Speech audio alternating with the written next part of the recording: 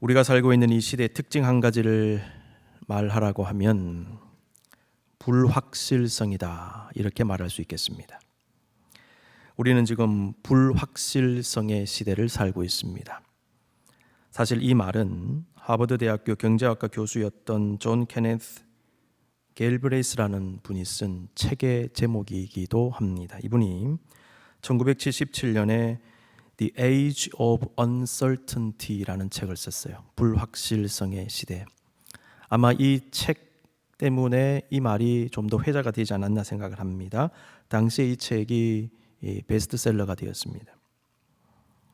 갤브레이스 교수는 이 책에서 당시 사회를 주도하는 지도 원리도 사라지고 확신에 찬 다양한 분야의 전문가도 존재하지 않고 사람들이 진리라고 여긴 합리성과 이성에 근거한 담론 체계도 의심스럽게 된 시대가 되었다라고 주장했습니다.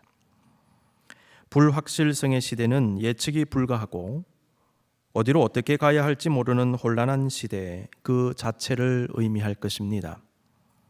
그런데 현재 어떤 학자들은요, 그때로부터 수십 년이 지난 지금은 초불확실성의 시대가 되었다라고 말합니다.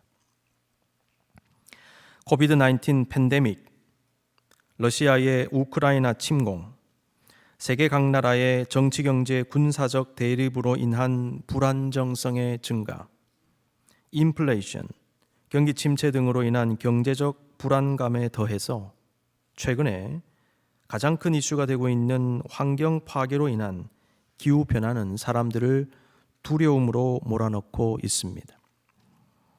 며칠 전 한국은 중부지방에 내린 집중호우로 큰 피해를 입었습니다.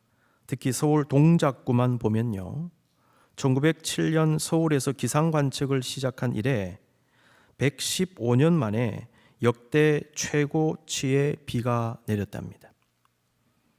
최근 미국 캘리포니아주 사막 지역인 데스밸리 이 국립공원에 하루 371mm의 폭우가 내렸죠. 3시간 동안 집중된 것입니다. 이것은요, 1년 강우량의 75%래요. 1년 동안 내릴 수 있는 비의 75%가 하루에 그 3시간 안에 집중적으로 내렸습니다. 이거 정상 아니죠.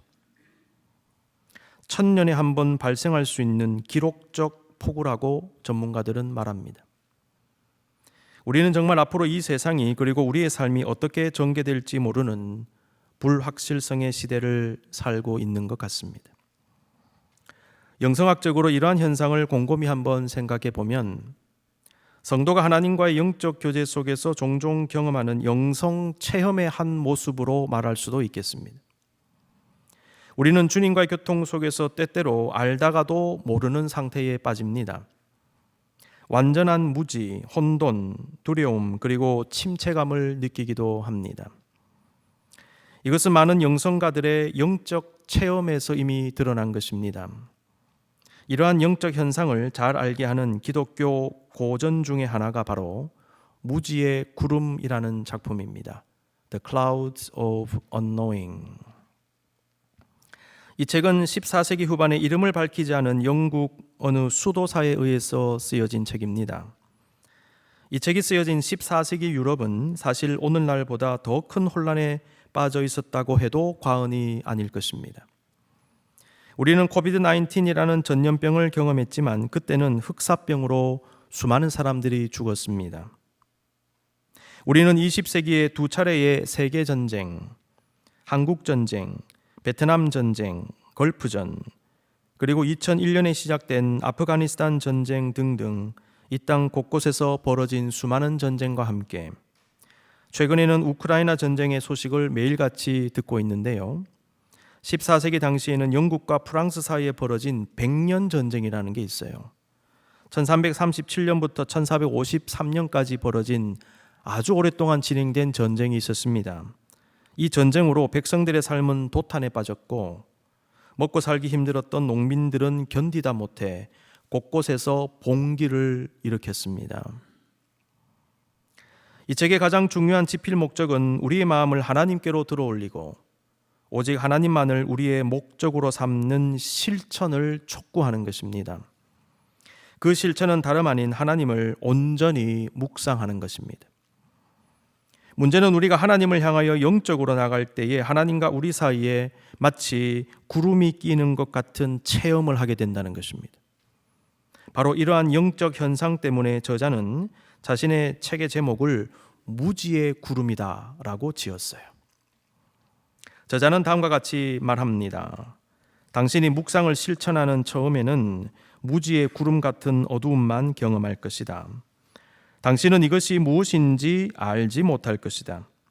당신이 무엇을 하든 당신과 하나님 사이에는 이 어두움, 이 구름이 끼어든다. 이것들 때문에 당신은 당신 이성 속에 들어있는 이해의 빛으로는 그분을 명확하게 보지 못한다.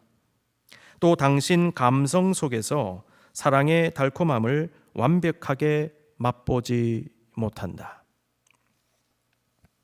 이 책에서 말하는 무지, 이 unknowing이라고 하는 것은요, 말 그대로 모른다라는 뜻도 있지만은 내가 알고 있는 것을 내려놓는다라는 의미도 있는 것으로 학자들은 분석을 해요.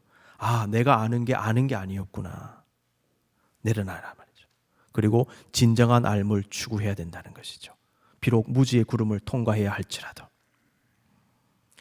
무지의 구름 현상을 조금 다른 관점으로 그리고 확대해서 이해해 본다면 이것은 단순히 지각하지 못함 혹은 지각함에 있어서 경험하는 혼돈만을 의미하지는 않을 것입니다. 무지의 구름은 앞날을 알 수 없는 상황, 갑작스러운 사건과 사고, 환난과 어려움, 인생길에서 어디로 가며 무엇을 해야 할지 모르는 막막함 속에서 삶이 갑자기 낯설어질 때가 있습니다. 내가 관계하던 사람들도 갑자기 낯설게 느껴지는, 그때 느껴지는 일종의 고립감 같은 것, 혼자가 된 것 같은 당황스러움과 답답함, 그리고 심지어 두려움까지 모두 아우르는 표현이 아닐까 생각해 봅니다. 오늘 본문 예레미야 예가는 예루살렘이 바벨론 제국에 의해 함락되는 모습을 직접 눈으로 지켜본 선지자 예레미야의 슬픔의 노래를 기록한 성경입니다. 그래서 예레미야 예가의 영어 제목을 보시면 The Lamentation of Jeremiah 이렇게 되어 있어요. Lamentation이라고 붙였습니다. 예레미야의 비탄, 예레미야의 슬픔입니다. 예레미야는 자신의 애가를 통하여 강력한 바벨론 군대가 예루살렘을 침공하여 수많은 사람들을 학살하고 약탈하는 그런 모습들, 그리고 1차와 2차 공격에 이어 3차 공격에서는 예루살렘을 완전히 멸망시키기로 작정했던 바벨론 군대가 1년 6개월 동안이나 성을 포위하고 공격하는 바람에 성 안에서 버티고 있던 백성들은 먹을 것이 없어 자신의 자녀까지 죽여 먹는 이 비참한 현실을 실제로 목격하는 가운데 엄청난 고통과 슬픔의 감정을 표현했습니다. 우리의 삶과 인생길에서 우리를 무지에 빠지게 하고 막막하게 하며 두렵게 하고 근심되게 하며 때때로 우리에게 고통을 주기도 하는 그 무지의 구름이라고 하는 관점으로 예레미야 예가서를 묵상해 볼 때에 예루살렘의 멸망이라고 하는 참혹한 현실 속에 놓여 있던 예레미야도 자신 앞에 그리고 하나님과 자신 사이에 짙은 구름이 끼어 있는 것 같은 느낌을 가지지 않았을까 생각해 보았습니다. 오늘 본문의 예레미야는 어떤 모습으로 나타나고 있을까요? 첫째로 탄식하는 예레미야입니다. 예레미야는 나라의 멸망으로 인한 깊은 슬픔을 표현하고 있습니다. 1장 1절과 20절입니다. 슬프다 이 성이요. 전에는 사람들이 많더니 이제는 어찌 그리 적막하게 앉았는고. 전에는 열국 중에 크던 자가 이제는 과부같이 되었고, 전에는 열방 중에 공주였던 자가 이제는 강제 노동을 하는 자가 되었도다. 여호와여 보시옵소서. 내가 환난을 당하며 나의 애를 다 태우고 나의 마음이 상하오니 나의 반역이 심히 크미니이다. 밖에서는 칼이 내 아들을 빼앗아가고 집안에서는 죽음 같은 것이 있나이다. 예레미야는 자신에게 큰 슬픔을 가져다 준 당시의 참상을 좀 더 자세히 기록하고 있습니다. 2장 11절, 20절, 21절입니다. 내 눈이 눈물에 상하며 내 창자가 끊어지며. 여러분, 제가 아는 어떤 분이요, 자식을 일찍 잃었어요. 그분의 고백이요, 내 창자가 끊어지는 것 같다. 이런 말씀을 하시더라고요. 자식 먼저 보내고요, 내 창자가 끊어지는 고통이 있다. 제가 실제로 들었어요. 오늘 본문에 보니까 내 창자가 끊어집니다. 내 간이 땅에 쏟아졌으니 이는 딸 내 백성이 패망하여 어린 자녀와 젖먹는 아이들이 성읍 길거리에 기절함이로다. 여호와여 보시옵소서, 주께서 누구에게 이같이 행하셨는지요. 여인들이 어찌 자기 열매 곧 그들이 낳은 아이들을 먹어오며 제사장들과 선지자들이 어찌 주의 성소에서 죽임을 당하오리이까. 늙은이와 젊은이가 다 길바닥에 엎드러져 싸우며 내 처녀들과 내 청년들이 칼에 쓰러졌나이다. 주께서 주의 진노의 날에 죽이시되 긍휼히 여기지 아니하시고 도륙하셨나이다. 예레미야의 탄식의 모습은 우리에게 큰 도전을 줍니다. 주의 백성으로 살고 있는 우리는 현재 보고 듣는 이 땅의 모습을 보며 탄식의 마음을 가지고 있습니까? 하나님 말씀을 거역하는 사람들, 심판을 눈앞에 둔 노아 시대와 같이 타락한 이 땅을 보며 우리는 어떤 마음, 어떤 생각을 가지고 있습니까? 우리는 세계 각지에서 들려오는 전쟁의 소식과 테러와 자연재해와 기근과 굶주림의 모습을 보면서 어떤 마음이 듭니까?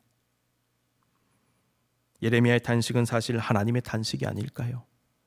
하나님의 탄식이 예레미야에게로 들어가 표현되었던 것은 아닐까요? 그렇습니다. 하나님은 이 땅의 패역한 현실로 인해 탄식하시는 하나님이십니다. 성도는 영적 단식을 회복해야 합니다. 둘째로, 문제의 원인을 파악한 예레미야입니다. 예루살렘의 멸망은 죄의 결과였습니다. 1장 8절, 예루살렘이 크게 범죄함으로 조소거리가 되었으니 전에 그에게 영광을 돌리던 모든 사람이 그의 벗었음을 보고 업신여기며 그는 단식하며 물러가는도다. 3장 38절 39절, 화와 복이 지존자의 입으로부터 나오지 아니하느냐. 기억하십시오. 화와 복이 지존자의 입으로부터 나온다 그랬어요. 살아있는 사람은 자기 죄들 때문에 벌을 받나니 어찌 원망하랴. 예레미야는 예루살렘의 패망의 상황 속에서 한탄만 하고 있지 않았습니다. 예레미야는 하나님이 선택하신 민족이 멸망당했다는 사실로 인해 너무나 괴로웠지만은 하나님의 선민이라도 죄를 짓고 타락하면 심판을 면할 수밖에 없다는 그 진리를 깨닫고 그 진리를 고통스럽지만 선포했습니다. 주의 백성도 죄 지으면 심판받는다. 그거 선포한 거예요. 여러분, 죄를 죄로 아는 사람, 잘못을 깨닫고 인정하는 사람이 복됩니다. 그런 사람, 그런 가정, 그런 기업, 사회와 국가에는요, 희망이 있어요. 여러분, 희망 없는 사람, 희망 없는 국가, 어떤 국가인지 아십니까? 회개하지 않는 사람, 회개하지 않는 국가, 희망이 없어요. 북한도 회개하면 희망이 있습니다. 북한 회개하지 않는 이상 희망 없어요. 어떤 개인적 혹은 사회적 상황과 현상을 보실 때 표면적인 정치, 경제, 사회, 문화적 요인과 감정과 심리적 원인만을 볼 것이 아니라 그 안에 도사리고 있는 죄의 문제, 영적인 문제를 볼 수 있어야 합니다. 여러분, 겉만 보지 말고 속을 보십시다. 겉으로 보이는 문제만 해결하려고 하지 말고 중심으로 들어가 근본적 문제, 영적인 문제를 해결할 수 있어야 합니다. 어떤 비슷한 양태가 계속 반복된다면, 특별히 잘못된 부정적인 모습이 계속 반복적으로 나타난다면 여러분, 그 안에 있는 영적인 문제를 진단해 보실 수 있어야 합니다. 그 영적인 문제를 풀어야 그 문제가 해결될 것입니다. 예레미야는 예루살렘 패망의 진정한 원인을 발견했습니다. 세 번째, 회개를 촉구했습니다. 죄를 발견하고 고백한 예레미야는 회개해야 된다라고 말합니다. 3장 40절 41절, 우리가 스스로 우리의 행위를 조사하고 여호와께로 돌아가자. 우리의 마음과 손을 아울러 하늘에 계신 하나님께 들자. 3장 55절, 여호와여, 내가 심히 깊은 구덩이에서 주의 이름을 불렀나이다. 회개했다는 것이죠. 예레미야 선지자는 하나님은 사랑의 하나님이시지만은 정의의 하나님이시다, 정의의 하나님이시기 때문에 심판하셨다, 이걸 분명히 선포하고 있습니다. 하나님은 진심으로 회개하는 자들에게는 용서를 선포하시지만은 회개의 기회를 살리지 못하고 끝까지 교만한 모습을 보일 때에는, 그리고 하나님을 대적할 때에는 심판으로 하나님의 정의를 세우신다는 것입니다.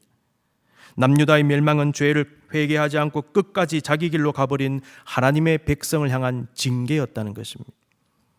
예레미야 예가는 그 사실을 있는 그대로 기록함으로 믿음의 사람들에게 타산지석으로 삼게 합니다.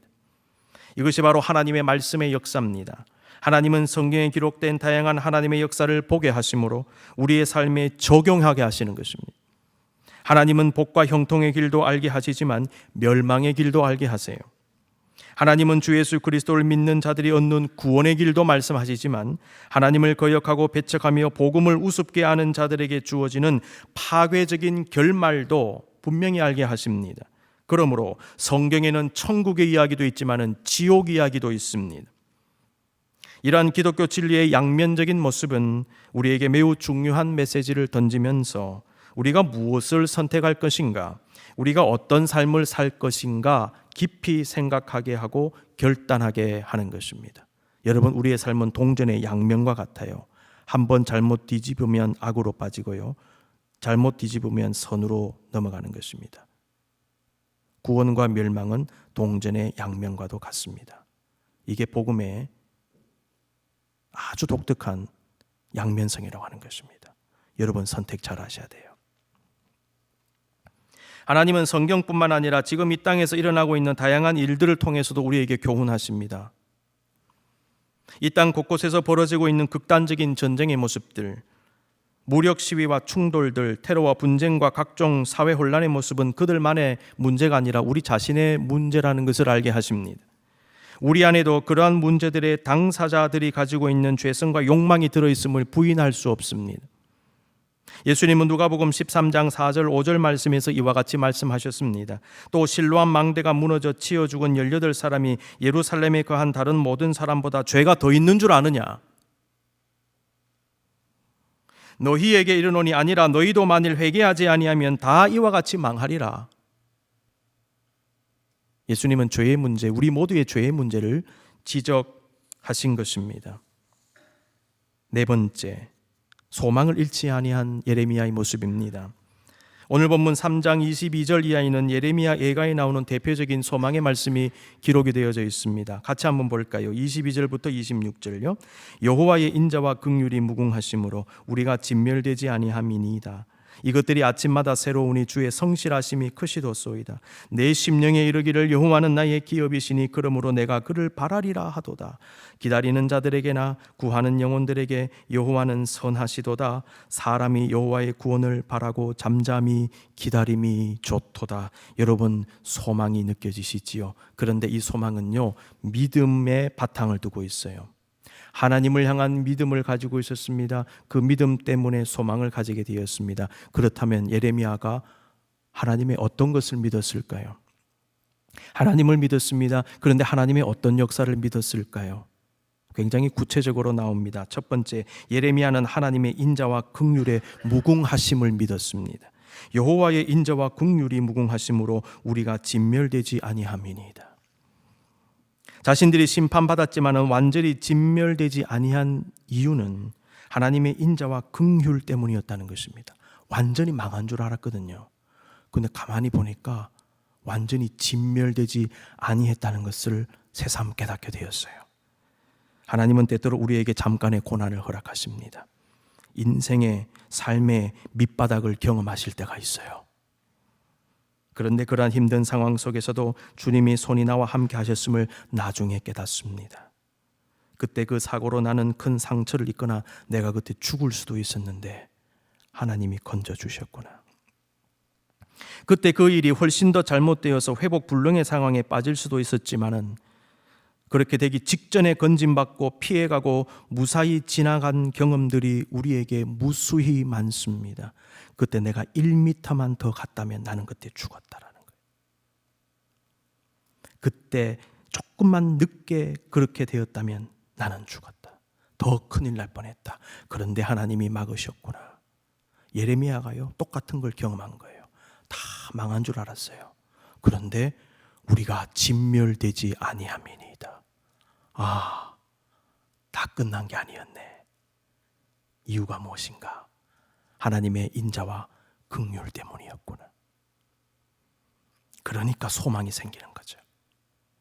두 번째, 예레미야는 성실하게 은혜를 주시는 하나님을 믿었습니다. 보십시오. 이것들이 아침마다 새로우니 주의 성실하심이 크시도소이다.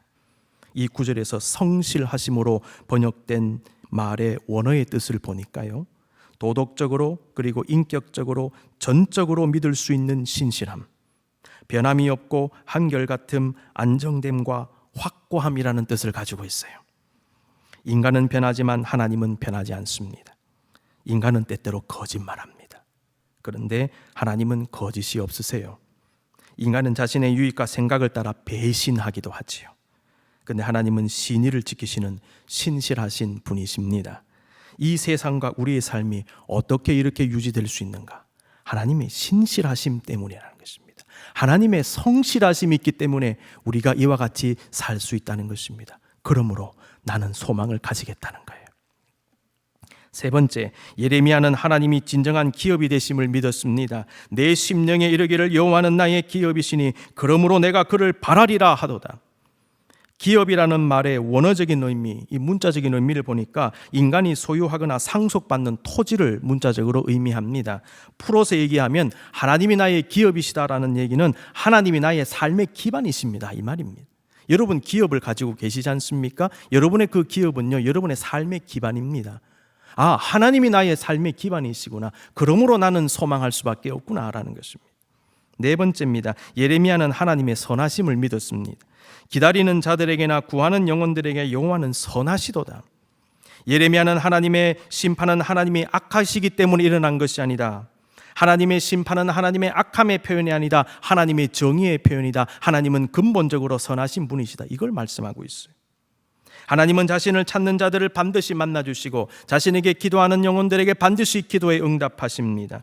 하나님을 신뢰함으로 기다리며 갈망하는 자의 소원을 끊지 않으십니다. 꺾어버리지 않으세요.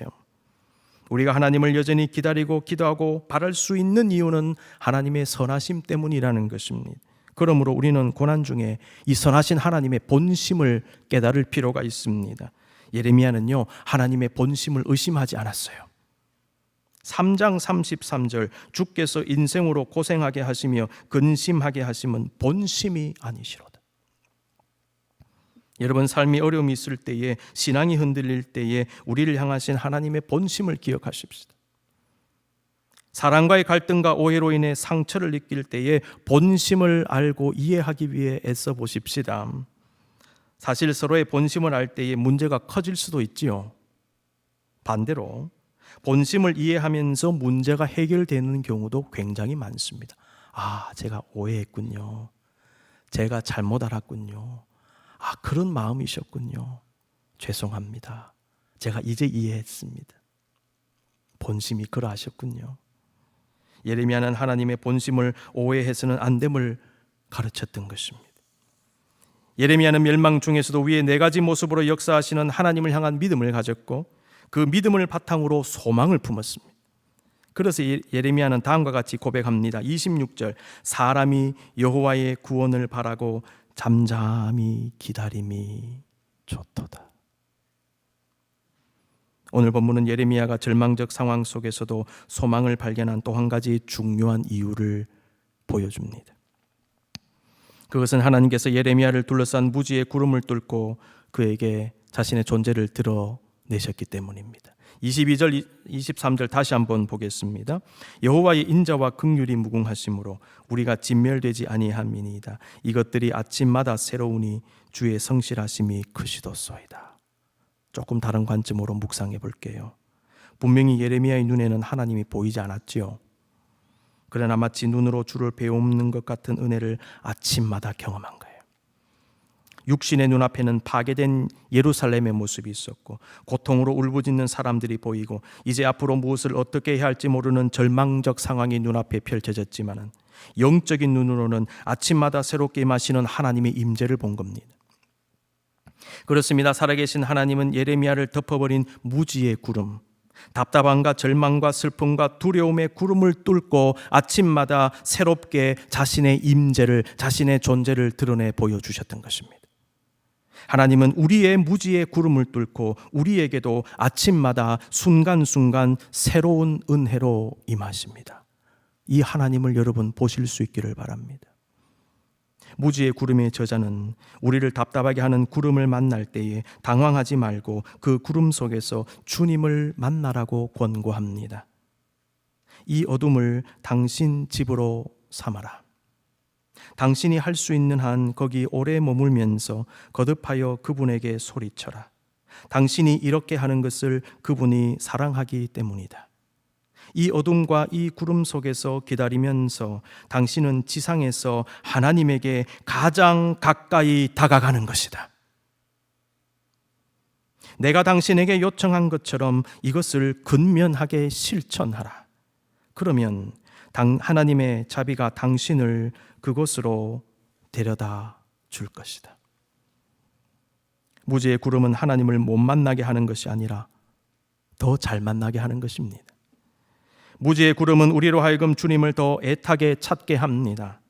고난을 당할 때 영적으로는 더욱 각성하게 되어지고, 몸이 아플 때에 더욱 건강에 신경을 쓰게 되며 어두울수록 더욱 조심해서 길을 걸어가게 되듯이, 구름이 끼인 것 같은 불확실성의 시대는 어쩌면 역설적으로 영적으로 더욱 주님을 찾고 주님을 더 잘 느끼게 되고 주님의 음성을 더 잘 들을 수 있는 시대가 될 수도 있습니다.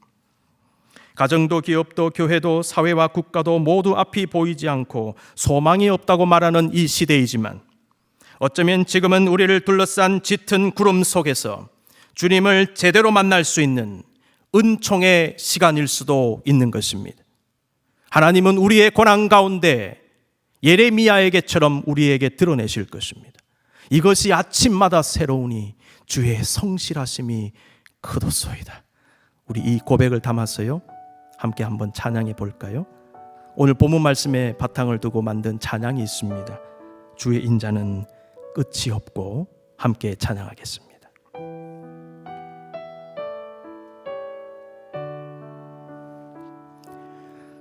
주의 인자는 끝이 없고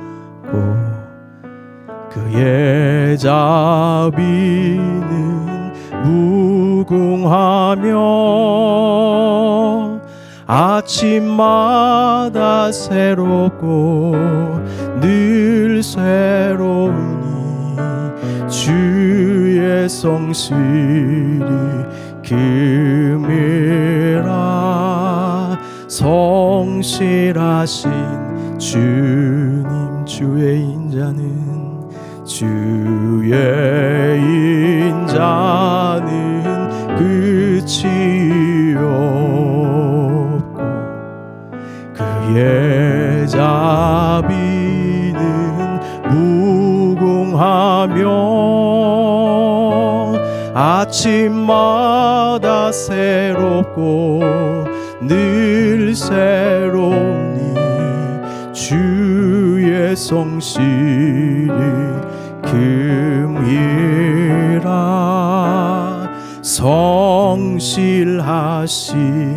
주님, 이 말씀의 은혜가 여러분 모두에게 함께 하시를 간절히 기원합니다.